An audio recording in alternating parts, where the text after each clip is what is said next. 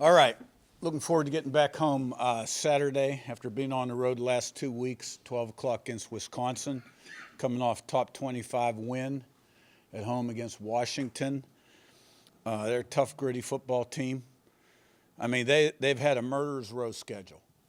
Ohio State, Oregon, Michigan, Iowa, Washington, Alabama, you name it. And, I got a lot of respect for Coach Fickle. He's a proven winner.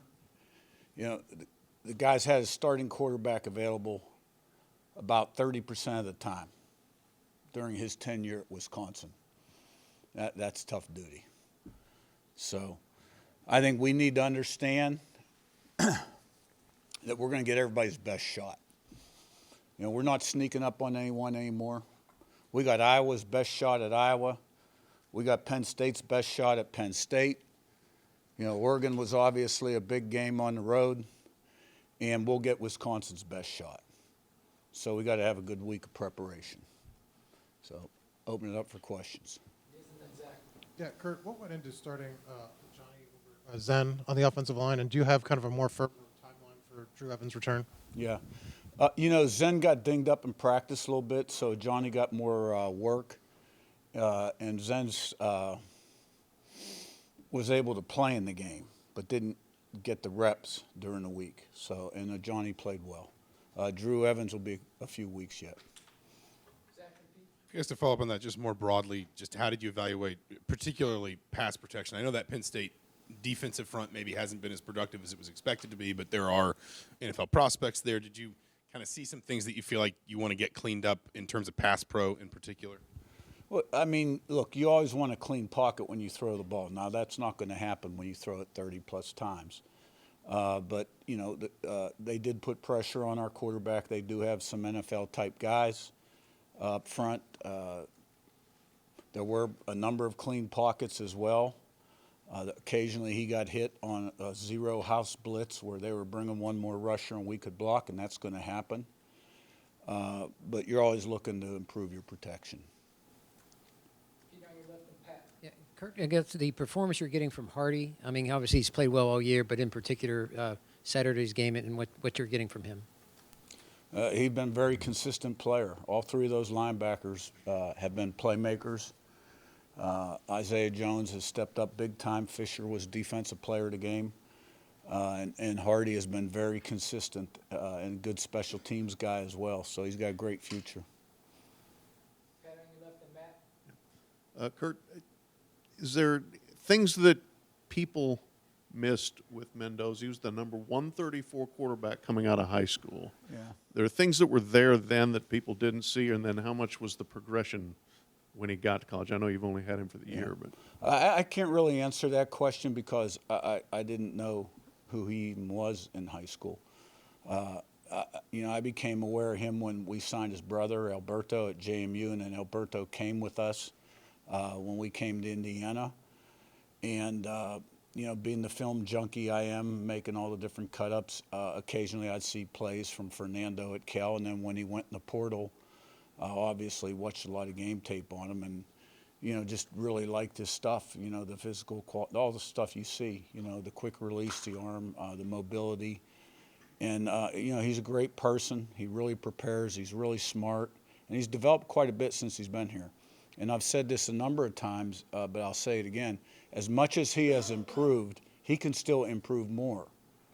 And he's probably taken his biggest step in the pocket in terms of staying calm, going through his progressions, his footwork. And there's still times when you can see that, he needs to clean some things up in the pocket. But, that final drive, we weren't getting much done on offense the previous few drives. He had been hit quite a bit. He got sacked on first down.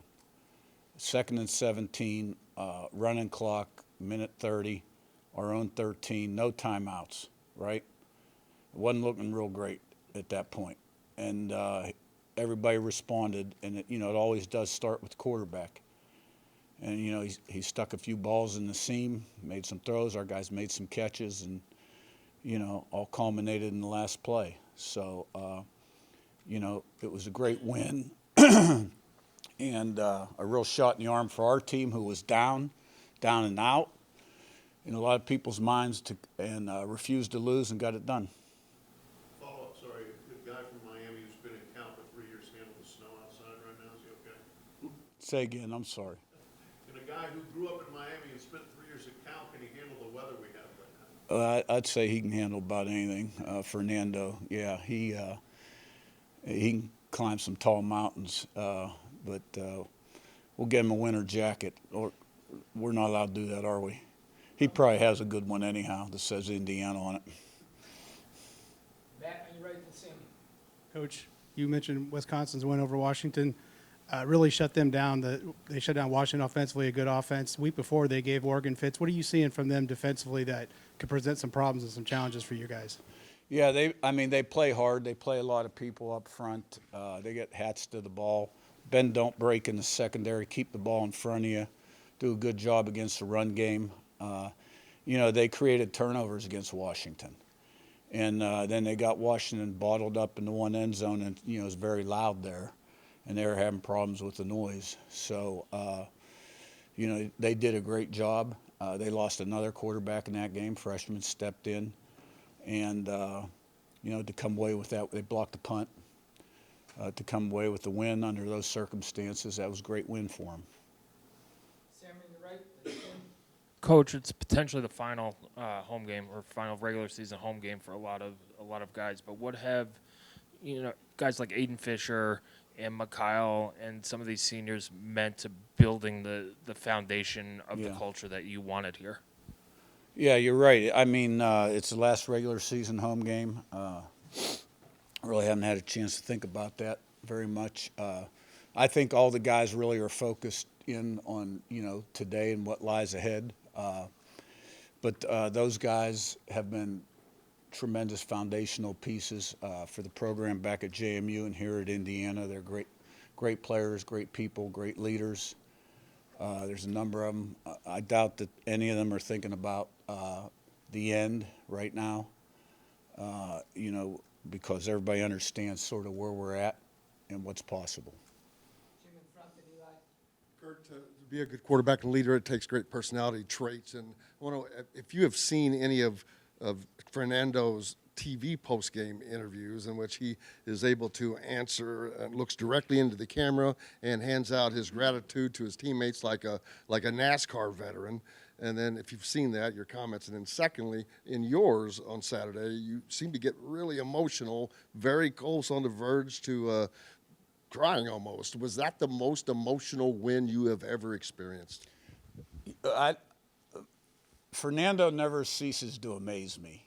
He's so deep. He's so intelligent. He's such a good and caring, giving person that, he's an A++ every single interview. And he'd be a huge success in anything he decides to do one day when football ends. I mean, he's just a special, unique person. And it's all real. I did get a little choked up there at the end just because I was so proud of our guys, and our backs were against the wall there, and boy, it wasn't looking very good. And in that venue, 105,000 people, and Penn State was playing really well. And let me tell you, Penn State got players. I give them a lot of credit. I got a lot of respect for that program. That was a great place to play. Their fans were awesome. I mean, they had it cranked up. And we found a way to flip the switch and get the momentum back and make the plays. And meant a lot. And I guess what part of it, probably I was thinking back a little bit. My first time in that stadium was 1971, and every 2 years I was in that stadium for about 15, 16 years. And I can tell you there were a lot of long rides home, not many happy rides home. So that one meant a lot. And you think about my journey, right? 10, 15 years ago. Did I ever think I'd lead a team into that stadium? No. Lead a team into that stadium victorious? So I think, but it was mainly centered around how our guys responded and the challenge that they overcame to get it done. Eli in the middle, then Daniel.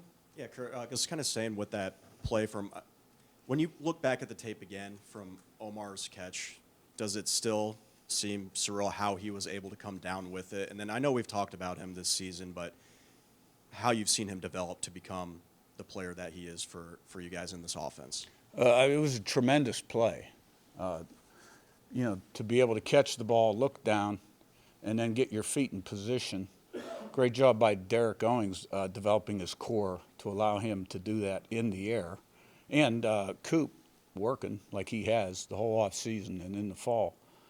And, you know, he has developed quite a bit. He's another guy, he's like Fernando. He still, you know, has quite a bit of room for improvement because of his ability level. And he'd be the first to tell you that. But that was a tremendous play. It was a great throw, too, because, you know, 3 straight plays, they're bringing house +1. Now, we added a blocker to that final play, which meant they had to come a little wider and we had a little more time to get rid of it, but still took the hit. You know, Cooper can be as good as he wants to be. Daniel in front of the bill. Do you expect Surratt to play this week? And when you went back and watched Charlie, what kind of impressed you about him?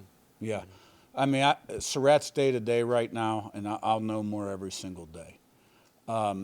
Becker has taken advantage of his opportunities before the Penn State game, and really proud of him to come up big the way he did in that game. And I thought he just showed a lot right there.